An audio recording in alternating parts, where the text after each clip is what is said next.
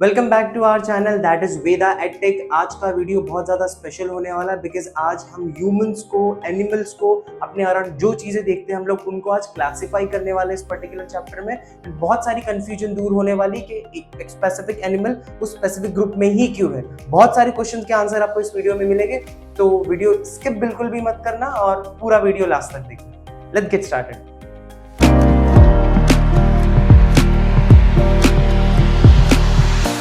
Okay, so let's talk about animal classification, which is nothing but chapter of science 2 from 10th standard. ठीक है।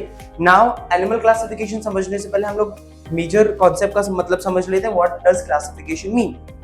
Classification का सीधा सा मतलब होता है making groups and subgroups of animals based upon similarity on differences. Classification का पहले बात करूंगा, एनिमल को छोड़ दूं कि भाई ग्रुप एंड सब ग्रुप बनाना कोई पर्टिकुलर चीज का, उसकी सिमिलैरिटी एंड डिफरेंसेस को देख के उसको हम लोग क्लासिफिकेशन बोलते हैं। फॉर एग्जाम्पल, आपके क्लासरूम में अलग अलग डिवीजन होते हैं, कोई गर्ल का डिवीजन होता है, कोई बॉयज का डिवीजन होता है। Girls are in same group because they are similar, boys are in same group because they are similar. Why they are in different group? Because there's a difference. So similarity and differences के हिसाब से हम लोग जो group बनाते हैं उसी को क्लासिफिकेशन बोलते हैं। बट जब मैं एनिमल को इंक्लूड करूँ, मतलब स्पेसिफिकली मुझे एनिमल्स के ग्रुप बनाना है, तो मैं उसको एनिमल क्लासिफिकेशन बोलूंगा। और जब मेरे को प्लांट के ग्रुप बनाने होंगे तो मैं उसको प्लांट क्लासिफिकेशन बोलूंगा। क्लासिफिकेशन के 2-3 बेनिफिट्स के बारे में हम लोग आगे बात करेंगे। बट सिर्फ क्या एनिमल का ही क्लासिफिकेशन होता है? सिर्फ क्या एनिमल ही एक बहुत बड़ा किंगडम है? नहीं, there are total 5 kingdom. Robert Whittaker ने 5 किंगडम्स हमको दिए हुए थे। Those are Monera, Protista, fungi, Plantae and Animalia. तो ये जो 5 हमारे पास जो फाइलम है, 5 किंगडम है। 5 किंगडम क्लासिफिकेशन को याद रखने का छोटा सा तरीका निमोनिक्स है। मैं पहले फेसबुक पे आया, इसको कैसे हम लोग लिंक करेंगे? M for Monera, P for Protista, F for Fungi, again P for Plante and A for Animalia। सब में डाइवर्स, बहुत बड़ा वाला, बहुत कॉम्प्लेक्स वाला जो हमारा किंगडम है दैट इज एनिमिलिया। ठीक है। सो अभी किंगडम एनिमिलिया हम लोग एनिमल को क्लासिफाई करने के लिए जा रहे हैं। Why there is a need of classifying animals? सीधी सी बात है, हमको बहुत सारी चीज़ों में क्लैरिटी चाहिए, हमको कॉम्प्लेक्सिटी नहीं चाहिए। हम लोग जब ग्रुप बनाते हैं तो चीज़ें और आसान हो जाती है। अपने वेजिटेबल मार्केट में गए होगे तो देखा होगा, वेजिटेबल भी अपने हिसाब से क्लासीफाई करके अलग से रखे जाते हैं ताकि इजीली आप पिक कर पाओ। सीधी सी बात है, क्लासीफाई मैं इसके लिए करूंगा कि मेरे को हर एक एनिमल का इजीली कैरेक्टरिस्टिक समझ में आए। So there are some benefits. उसके पहले हमारे पर्टिकुलर बुक में दी गई है हिस्ट्री, मतलब history of animal classification. Animal classification कैसा आया? So there are 3 to 4 scientists जो आपके बुक में मार्क किए गए, जो आपको लर्न करना है।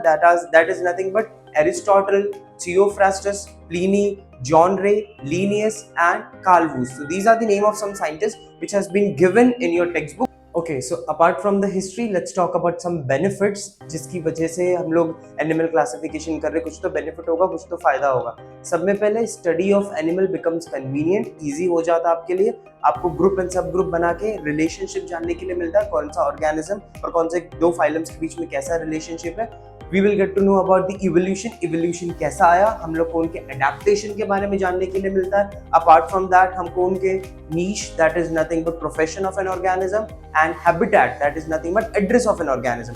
मतलब ऑलमोस्ट ये सारी चीजों के बारे में हमको जानने के लिए मिल रहा है। So why I will not classify animals, जिसकी वजह से स्टडी और आसान हो जाती है। सो मेजर क्लासिफिकेशन जब की बात करें तो इसमें मेजर 2 चीजें आती है बट अपने पास।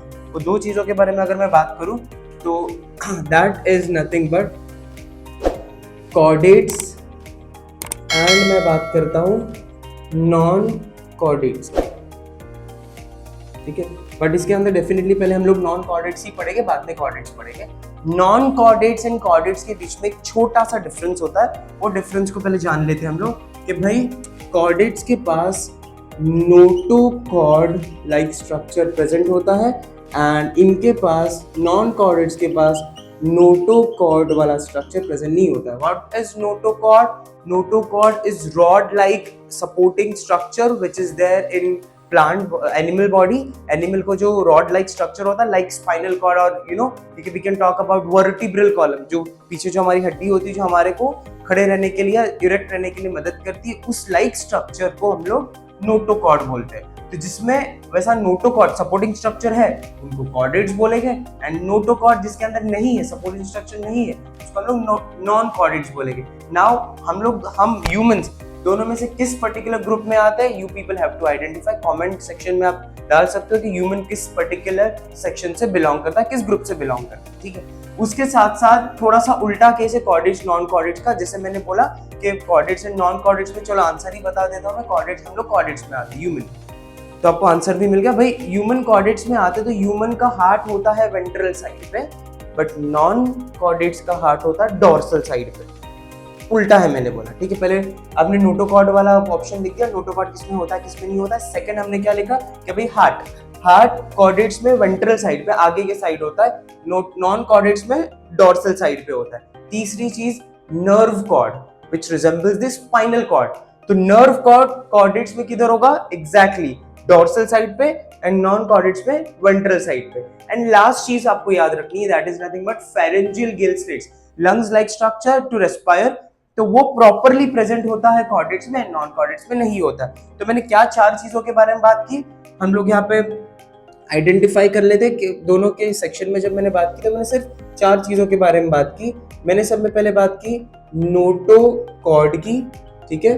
उसके बाद नेक्स्ट चीज के बारे में बात की मैंने हार्ट के पोजीशन की। थर्ड चीज के बारे में बात की, that is nothing but nerve cord की which resembles the spinal cord. And last बात की मैंने फेरेंजियल गिल स्लिट्स, या तो हम लोग क्लियरली लिख सकते हैं कि भाई रेस्पिरेटरी सिस्टम की, रेस्पिरेशन के लिए कौन सा स्ट्रक्चर है उसके बारे में बात की। तो ये चार बेसिस पे अगर आप क्लासिफाई करोगे यू विल गेट मार्क्स, ठीक है। क्लासिफिकेशन के लिए यूजुअली या डिफरेंस के लिए कॉर्डेट्स एंड नॉन कॉर्डेट्स में आता है। तो सब में पहले मैं नॉन कॉर्डेट्स से स्टार्ट करूंगा। भाई नॉन कॉर्डेट्स में कौन से फाइलम्स है वो पहले आपको लिख के बता दूं, उसके बाद हम लोग कुछ क्राइटेरियाज देखेंगे बेस्ड अपॉन विच हमने इनको क्लासिफाई किया।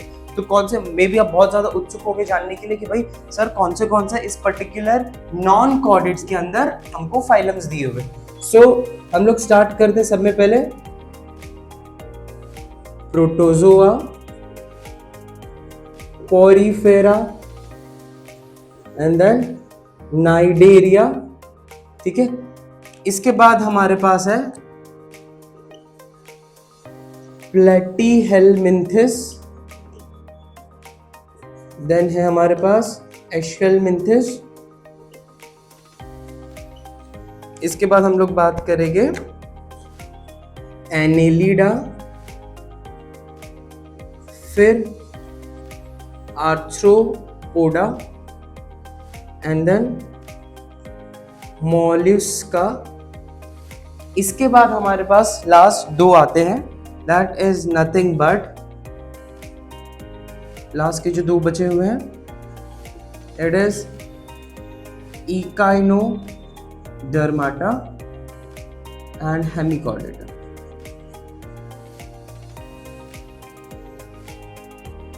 तो ये टोटल 10 के 10 हमारे पास यूजुअली फाइलम्स है नॉन कॉर्डेट्स में, मतलब ये नॉन कॉर्डेट्स है और इसके अंदर नोटोकॉर्ड लाइक स्ट्रक्चर नहीं प्रेजेंट होता। ये जो कैरेक्टरिस्टिक डिस्कस की बेस्ड अपॉन विच मैंने यहाँ पे लिखा है कि इनके पास नोटोकॉर्ड नहीं होता, हार्ट का पोजीशन, एवरीथिंग जो हमारे नॉन कॉर्डेट्स में आता है वो इनसे ही बिलोंग करता है।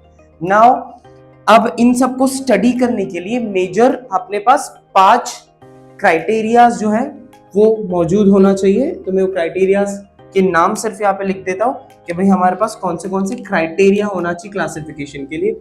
सो क्राइटेरियाज में हमारे पास क्या क्या आता है, क्राइटेरिया में मेरे पास सब में पहले आता है ग्रेड ऑफ ऑर्गेनाइजेशन, ठीक है। उसके बाद हम लोग बात करते हैं बॉडी सिमेट्री की, फिर बात करते हैं हम लोग जर्म लेयर की, फिर बात करते हैं हम लोग बॉडी कैविटी की, ठीक है।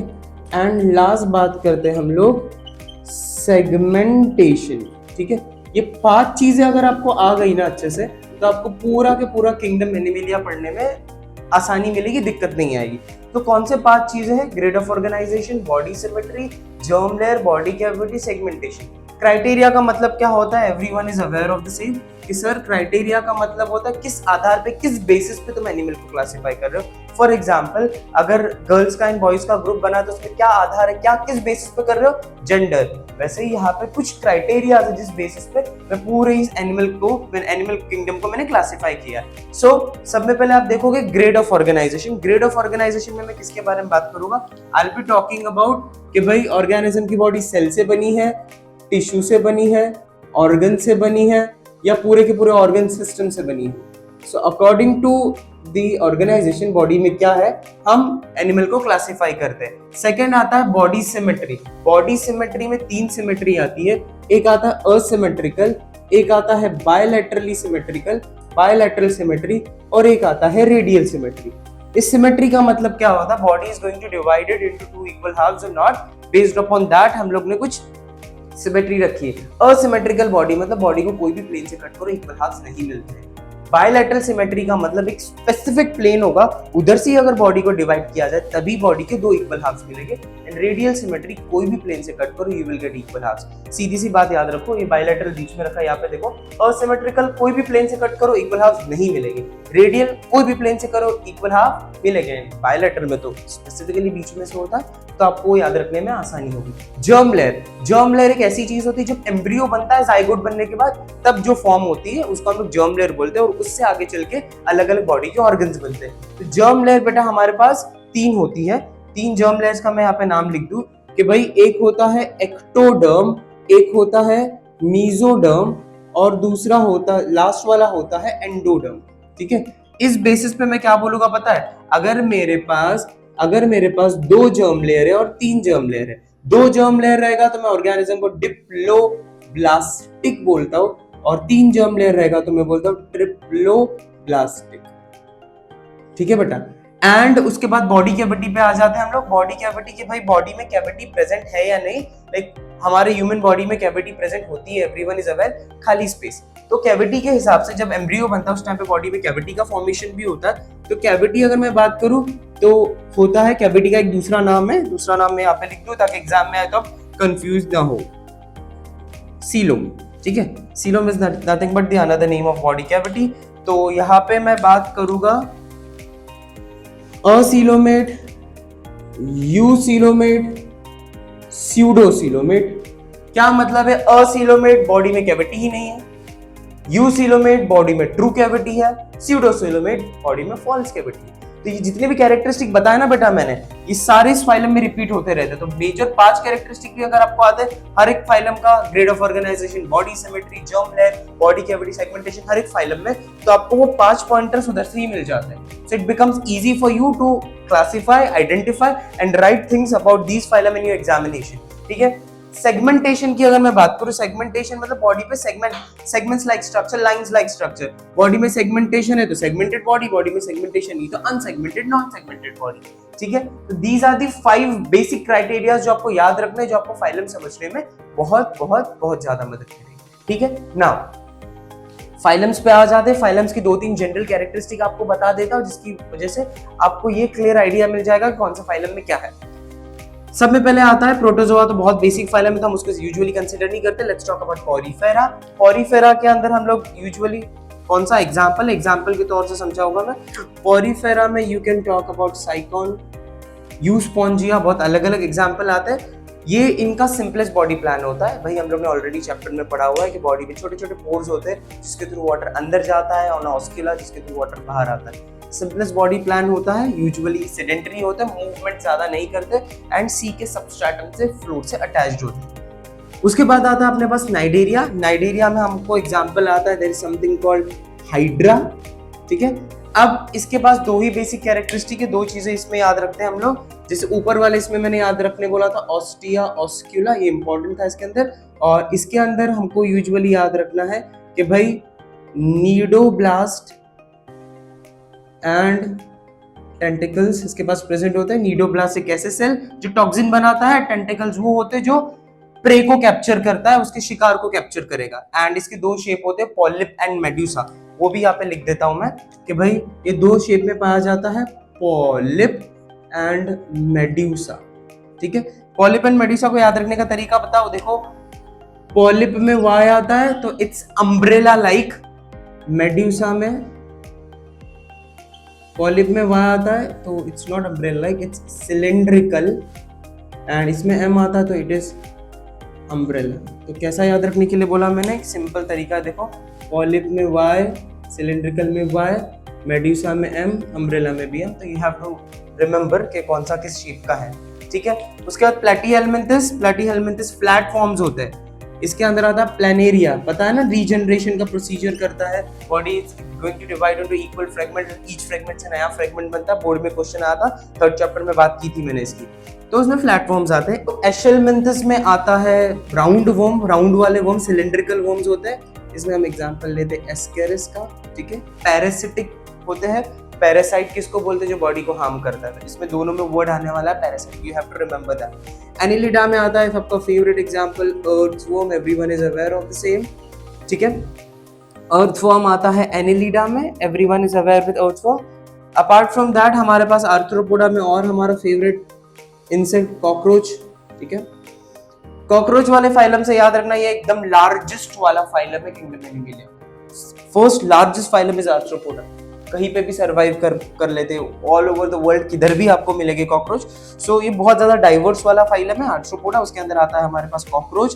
काइटिनस एक्सोस्केलेटन होता है, made up of chitin which is nothing but a polysaccharide, आपको वो चीज याद रखनी है। मॉलिस्का पे आते हैं तो भाई हमारे पास आता है ऑक्टोपस, एंड हम लोग स्नेल के बारे में बात करते हैं, ये फेमस है उनके शेल बनाने के लिए, everyone is aware, a layer of mantle is there which is going to make the shell in these organism, तो वो मोलस्का में आता है। इकाइनोडर्माटा, इकाइनोस का मतलब होता है spine like structure, dermata on skin, तो इसके अंदर आता है हमारा स्टारफिश, ठीक है, ये आता है हमारा इकाइनोडर्माटा में। एंड हेमिकॉर्डेटा में लास्टली हमारा जो ऑर्गेनिज्म आता है दैट इज बैलेनोग्लॉसिस।